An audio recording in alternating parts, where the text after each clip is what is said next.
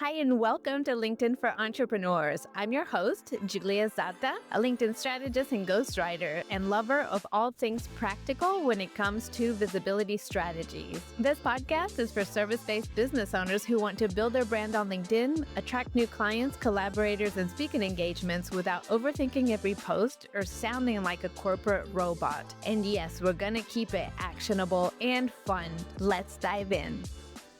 Let's talk about working smarter, not harder when it comes to your LinkedIn content. As a LinkedIn ghostwriter, when I onboard clients for the first time, I audit the content they already have, but not just on LinkedIn. I look at their other social media platforms. I look at their email newsletter. I look at lead magnets or opt-ins. I look at their website, their FAQ page. I look to see if they have a blog, a podcast, or a YouTube channel, or if they've been featured on podcasts.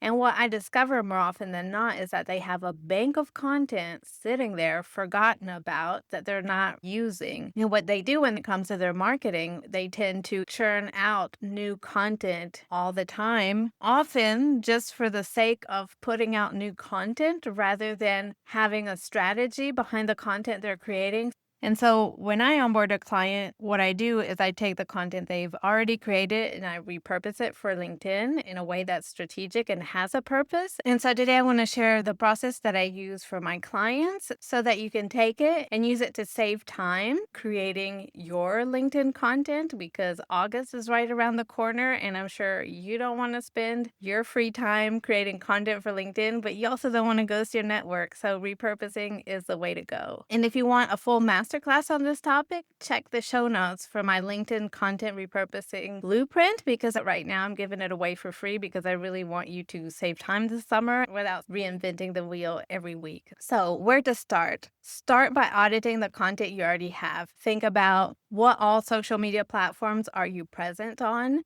Are you creating stories for Instagram, for example? Stories are a great source of content ideas. I often peek at my clients' Instagram stories and ask them to send them to me later so that I can repurpose what they're saying. If you have weekly email newsletters going out, that's content that can be repurposed across LinkedIn. If you have lead magnets or opt-ins, like downloadable assets that you offer people for signing up to your email newsletter, most likely people are only seeing them once. They see those assets when they sign up for your email newsletter and then they don't ever see them again. So take those PDFs, take those downloadables and break them down into tiny little bite-sized pieces of content and repurpose them on LinkedIn. If you have podcast episodes where you're a guest, take the most important points and put them into a LinkedIn post. Or if you give a presentation to a specific audience or group of people in person or online, take the main points of that presentation and turn those into LinkedIn. If you start looking at your content in this way, you'll realize you have such a goldmine of content already created. The frequently asked questions you get from clients and that are answered on your website, that's content. Any DMs or questions you get via email, that's content. And so the idea here isn't that you have to think about new things to post all the time. You just have to reuse what you already have and change the way that you present it so that it's fresh and dynamic when people see it. And so let's talk about the different types of content formats that LinkedIn allows us to post. We have a variety of short form and long form content that LinkedIn facilitates. So for the short form content, we have text only posts, we have text plus image. So I'm talking about posts where you have just a caption, no image, or a caption plus an image, or you have a carousel post option, or you have the option to upload a short form video, to create a poll, even to create a newsletter or an article, so longer forms of content, which I really like this about LinkedIn, that it caters to both short form content and long form content. So if you have longer form types of content, you can straight up repurpose it as long form content in LinkedIn.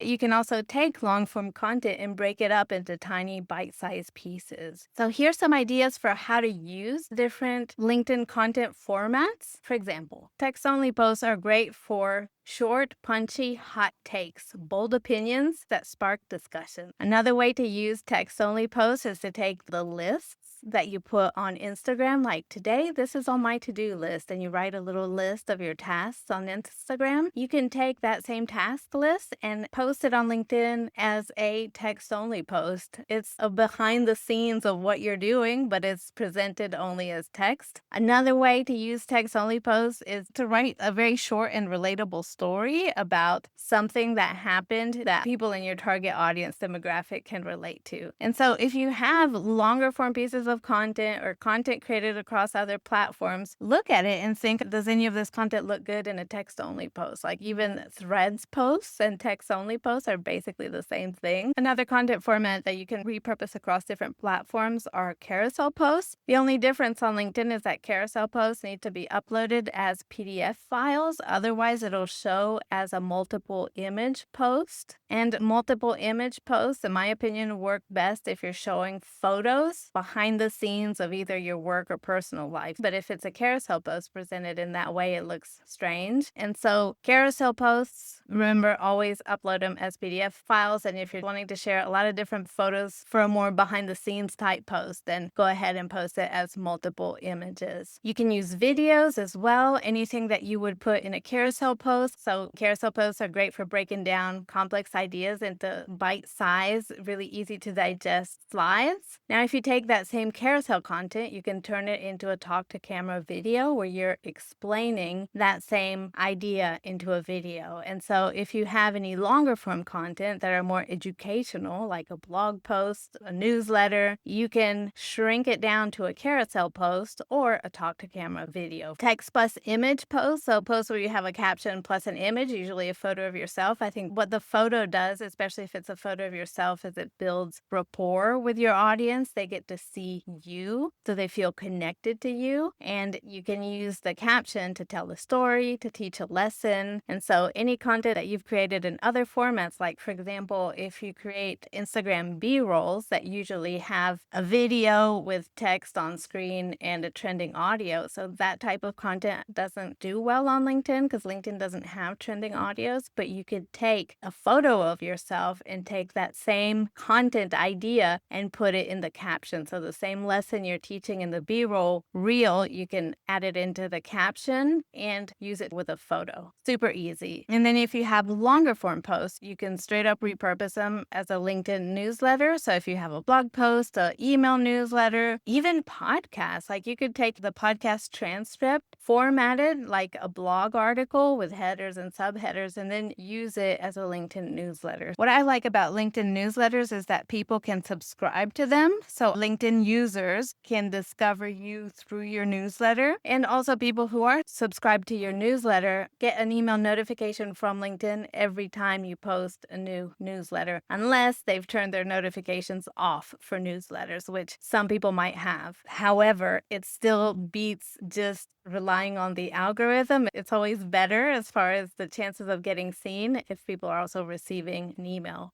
And there's a new update for LinkedIn Premium users that if you are a LinkedIn Premium user, you can see how many email notifications were sent out announcing your email newsletter and how many of those people opened the email. So that's a pretty cool stat that we now have access to. Okay, so these are some ways and some ideas of how you can repurpose the content you already have and reuse it on LinkedIn instead of creating content from scratch. And if you download the LinkedIn Content Repurposing Blueprint, I also go into formatting, because once you have decided what content you're going to repurpose and what format fits it best, the next thing you want to do is making sure that your caption is presented in a way that's easy to scan. Because on LinkedIn, copy, the actual writing, is still quite relevant compared to other platforms. Like I love Instagram, I'm on there quite a bit as well. But on Instagram, what's really stopping the scroll is the visuals, the videos, the audios, the trends, etc. On a platform like Instagram or TikTok, the video is the post, right? On LinkedIn, they add to the post, but really the meaty bit is still in the caption. So it's important that when you create content for LinkedIn, the caption is well written and also is formatted in a way that it's easy for people to scan. So that's something that you'll find in the LinkedIn content repurposing blueprint that I've linked in the show notes and that I hope you enjoy. And if you enjoyed this episode, feel free to DM me on LinkedIn. You'll find my profile linked in the show notes as well. I always love hearing from my listeners because,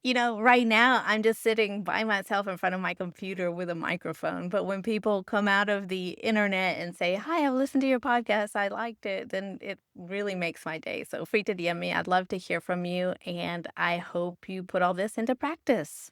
Thanks for tuning in to LinkedIn for Entrepreneurs. If you found this episode helpful, please share it on LinkedIn or on your favorite social media platform. And if you really want to make my day, leave me a 5-star review on Apple Podcasts. It helps more business owners find this show. Thanks again for listening, and I'll see you in the next one. Bye for now.